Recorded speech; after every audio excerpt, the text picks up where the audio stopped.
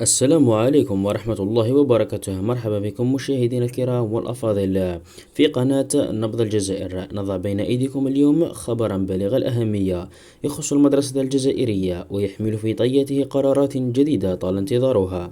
أعلن عنها وزير التربية الوطنية السيد محمد صغير سعدوي في إطار تحضير الدخول المدرسي 2026-2027. قرارات تمس التلميذ وولي الأمر والأستاذ وتستهدف جوهر العملية التعليمية. فما هي تفاصيل هذه الإصلاحات وستشمل جميع الأطوار التعليمية؟ تابعوا معنا لآخر الفيديو ولا تنسوا الاشتراك في القناة وتفعيل زر الجرس من أجل أن يصلكم كل جديد وحصري. أكد وزير التربية أن الإصلاحات الجديدة تندرج ضمن برنامج قطاعي المنبثق عن خطط عمل الحكومة والمستمدة من برنامج رئيس الجمهورية السيد عبد المجيد تبون بهدف تحسين جودة التعليم وضمان تكافؤ الفرص، تحقيق الإنصاف بين جميع التلاميذ. ومن أبرز القرارات في الطور الابتدائي تخفيف كثافة البرنامج الدراسي مع تقليص عدد المواد المقررة وتدعيم توقيت اللغة العربية، إفراد مادة التاريخ بحصة مستقلة ورفع توقيت اللغة الإنجليزية إلى 2 أسبوعيا، مواصلة إعادة هيكلة المواد والمواقيت إلى غاية السنة الرابعة ابتدائية.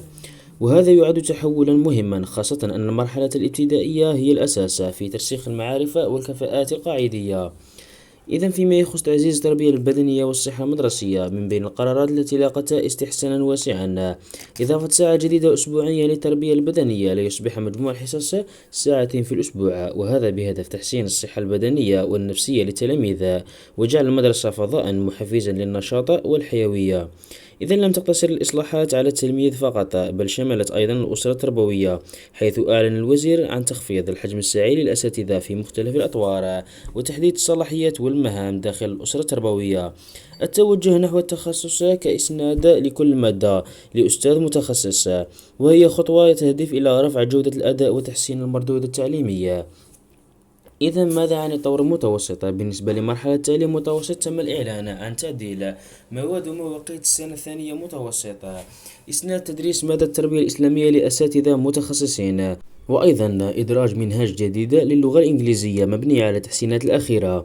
إذا فيما يخص إطار تحسين الحياة المدرسية، سيتم إطلاق مسابقات وطنية للابتكار المدرسي وتنظيم مسابقات علمية وثقافية بين الثانويات مع تشجيع الأنشطة الرياضية والثقافية، وذلك لاكتشاف المواهب وتحفيز روح الإبداع لدى التلاميذ.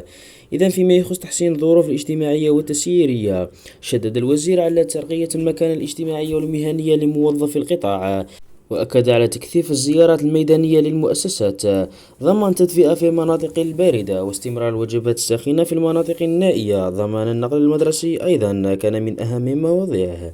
إذا الدخول المدرسي لسنة 2026 و 2027 يبدو أنه سيكون مختلف بإصلاحات تمس جوهر التعليم، وهي أيضا في انتظار صدور مناشير رسمية لتوضيح آليات التنفيذ ميدانيا. ويبقى السؤال الأهم: هل ستنجح هذه الإصلاحات في تخفيف الضغط عن التلميذ وتحسين جودة التعليم فعليا؟ شاركونا آراءكم في التعليقات، وهل تؤيدون تقليص المواد؟